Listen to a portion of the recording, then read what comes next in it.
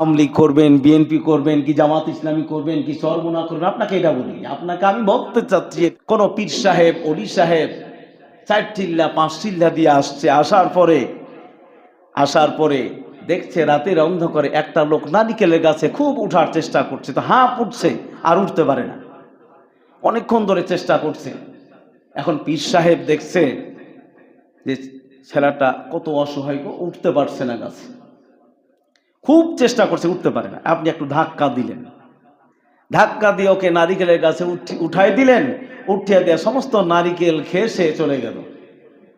আচ্ছা, এই নারিকেলের গাছের নারিকেল যত খাবে সে তো গুনাহ করবে, আর যে ধাক্কা দিয়ে উঠালো পীর সাহেব, দয়া ময়াতে নারিকেলের গাছে উঠিয়ে দিল, তার কি গুনাহ হবে না?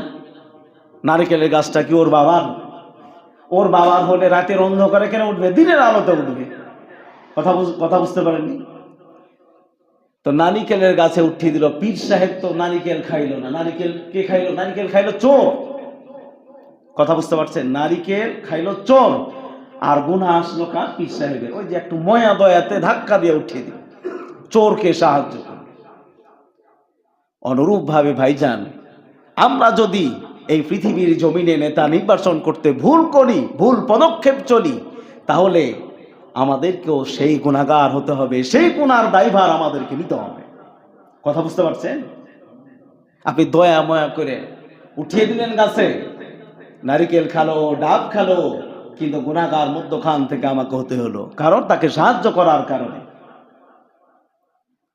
আজকেও আমরা যদি, আমি বলছি না আপনি কাকে ভোট দিবেন, কোন নেতার পিছনে ছুটবেন, আওয়ামী লীগ করবেন, বিএনপি করবেন, কি জামাত ইসলামী করবেন, কি চরমোনা করবেন, আপনাকে এটা বলি। আপনাকে আমি বলতে চাচ্ছি এটাই, বুঝাতে চাচ্ছি এটাই, আপনি যখন নেতাকে ভোট দিতে যাবেন, নেতা নির্বাচন করবেন, দেখে শুনে ভোট দিয়েন। কারণ ওই যে নারিকেলের পানি আপনি খাইলেন না, কিন্তু গুনার বোঝা আপনার হলো কই একটু ধাক্কা দেওয়ার কারণে। কথা বুঝতে পারছেন? কাকে ভোট দিবেন ভাই, এটা আমি বলতে আসিনি আপনাকে। ভোট যাকে পারবেন তাকে দিবেন। আপনার পছন্দ না হলে আপনি বাড়িতে শুয়ে থাকবেন, আপনাকে ভোট দিতে কে বলছে? কিন্তু যাকে তাকে ভোট দেওয়া যাবে না। ভোট দেওয়ার অর্থ হলো সমর্থন করা, সাইন করা, তাকে সমর্থন করা। কথা বুঝতে পারছেন? তাহলে সঠিক নেতা নির্বাচন আমাদেরকে করতে হবে।